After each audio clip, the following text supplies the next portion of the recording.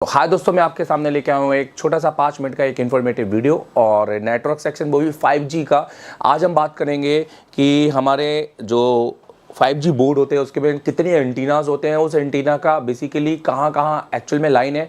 क्योंकि अगर हम बोर्नियो से पढ़ने जाएं तो भैया बोर्नियो तो हमको सब कुछ नहीं बताने वाला, आपको भी पता है। बोर्नियो हमें देता है आधा अधूरा सोल्यूशन और बोर्नियो से तो हमारा कोई भी अब समाधान होने नहीं वाला है। अब तो बोर्नियो से ही अलग हट के हमें पढ़ना पड़ता है। इसलिए तो यहाँ पे आप देख सकते हैं कि और ये रहने वाला है सिर्फ 5 मिनट का एक छोटा सा वीडियो, इन्फॉर्मेटिव वीडियो। मुझे बताएगा कि ऐसे ऐसे वीडियो आपको और भी चाहिए कि नहीं चाहिए। सो अगर मैं बात करूं, यहाँ पर आप देखें एक एंटीना, 2 एंटीना, 3 एंटीना, 4 एंटीना, एक यहाँ है, 5, 6, तो टोटल 6 एंटीना यहाँ पर आप देखने को आपको मिल रहे हैं। ये एंटीना पैड है और यहाँ पे एंटीना आपको सॉकेट लगा हुआ है। सो आइए बात करते हैं छोटे से वीडियो में कि पर्टिकुलर ये एंटीना कहाँ जा रहे हैं और इनकी क्या लाइन बनती है, ताकि आपको मिले थोड़ा 5G का एक बहुत अच्छा नॉलेज। और धीरे धीरे ऐसे ही छोटे छोटे वीडियो मैं आपके लिए लाता रहूँगा। इसके लिए सब्सक्राइब कर लो इस चैनल को, प्लीज़ सब्सक्राइब करके जाना और लाइक और हो सके तो शेयर कीजिए।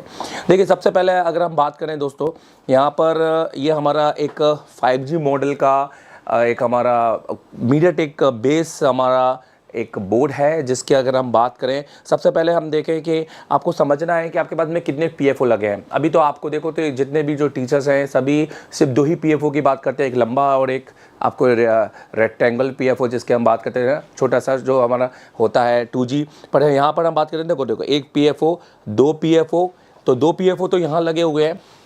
और अगर मैं इसके साथ यहाँ पर आपको बताऊँ कि 2 PFO यहाँ लगे हैं, ओके, यहाँ पर है ये तीसरा PFO और ये चौथा PFO, टोटल 4 PFO लगे हुए हैं। तो सबसे पहले मैं पता होना चाहिए कि चारों PFO का क्या काम है।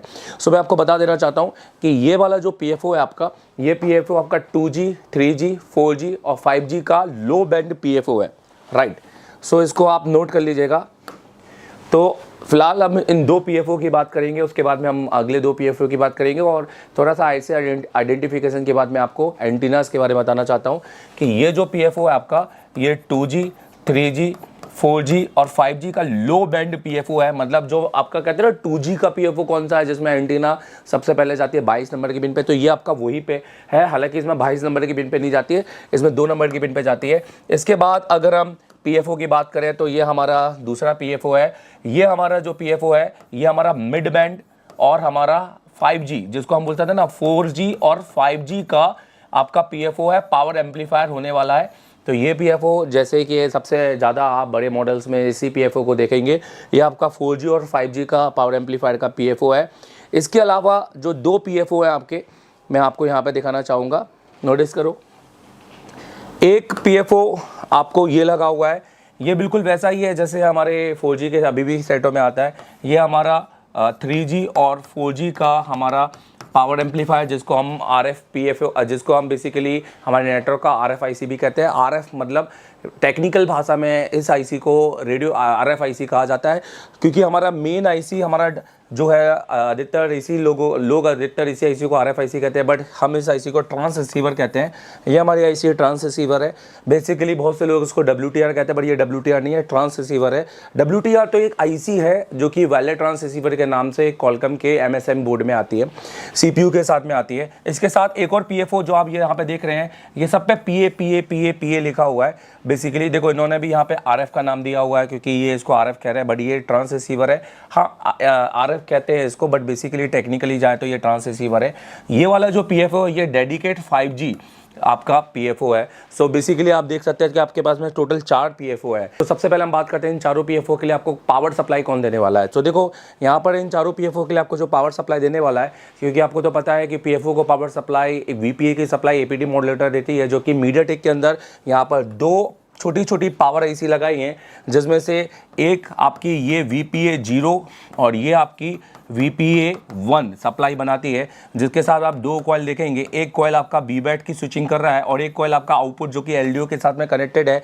सो सेम चीज़ ये वाला जो IC है ना दोस्तों, ये IC 2 आपके PFO को कनेक्ट कर रहा है, मतलब उसको चालू कर रहा है, एक ये वाले PFO को और ये वाले PFO को।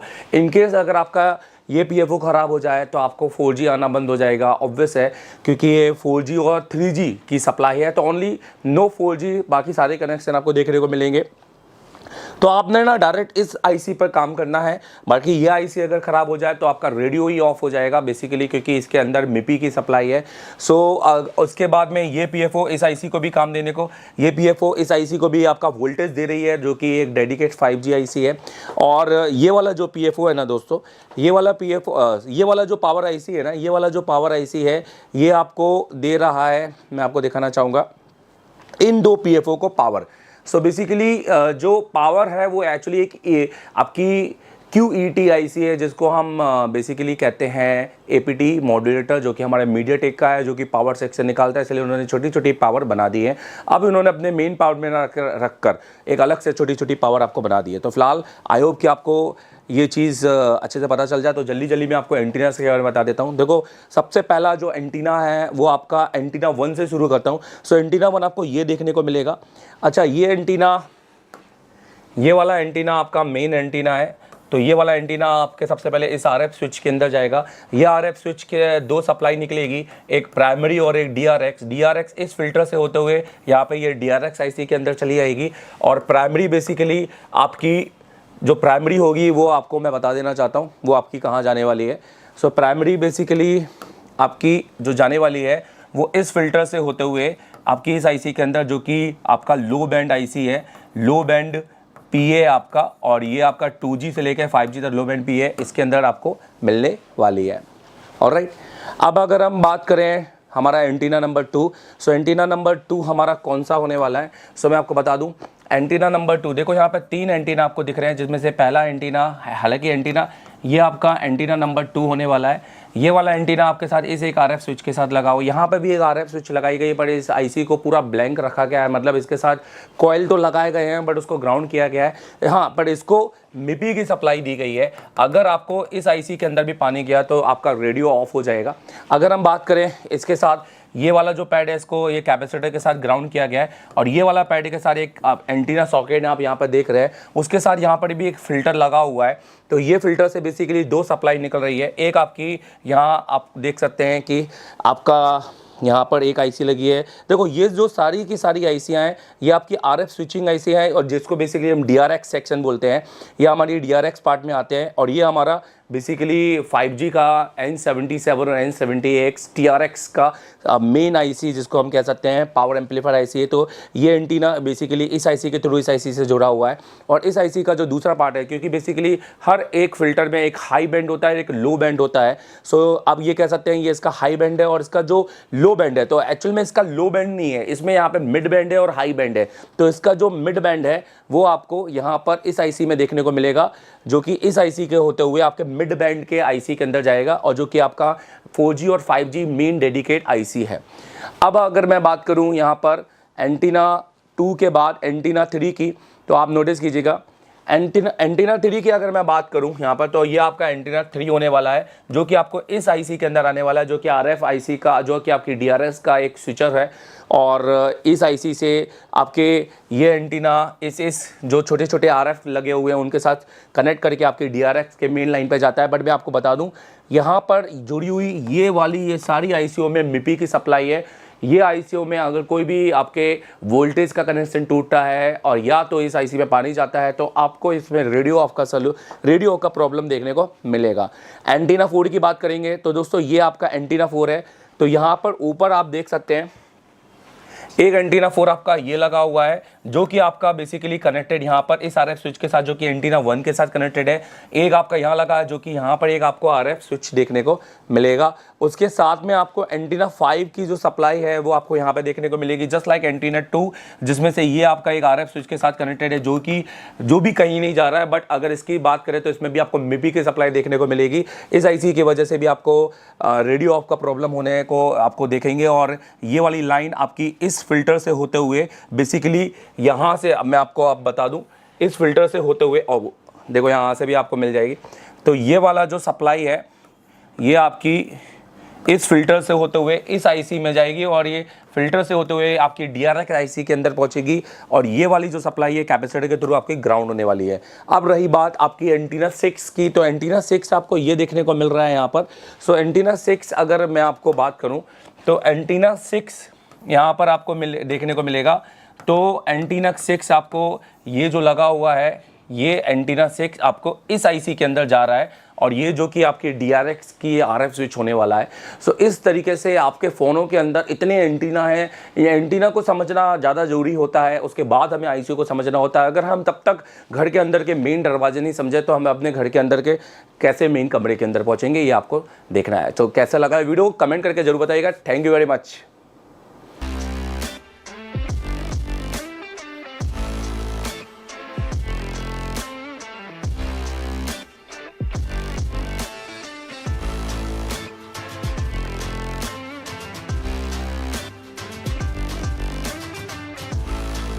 तो कॉन्फिडेंस लेवल के बारे में क्या बोलना चाहेंगे आप?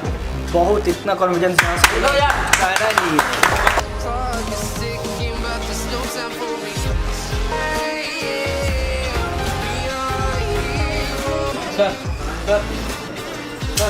ये लाइट ऐसी चलने के लिए हमको रिक्वायरमेंट जो है 4 वोल्ट इससे अगर उसको पल्स आएंगे तो उसकी टेस्टिंग से पता चल जाएगा कि आईसी सही है कि गलत है। ठीक है, उसके काला पूरा ऐसे में जाता है जिसमें प्रोटेक्शन लगा हुआ है, डायोड लगा हुआ है, टीजर डायोड और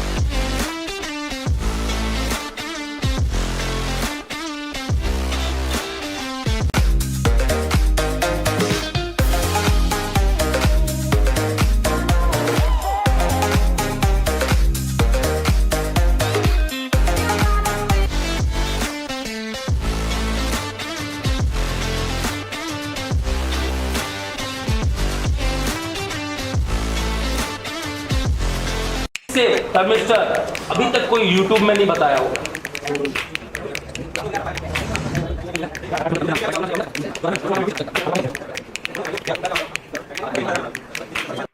क्या नाम है आपका? संतोष। अभी आप क्या करने वाले हैं? उसका सीपीयू निकल रहा हूँ। कौन सा फ़ोन है ये? MI Y1 Y1 है जी। तो अभी आप इसका CPU निकालने वाले हैं।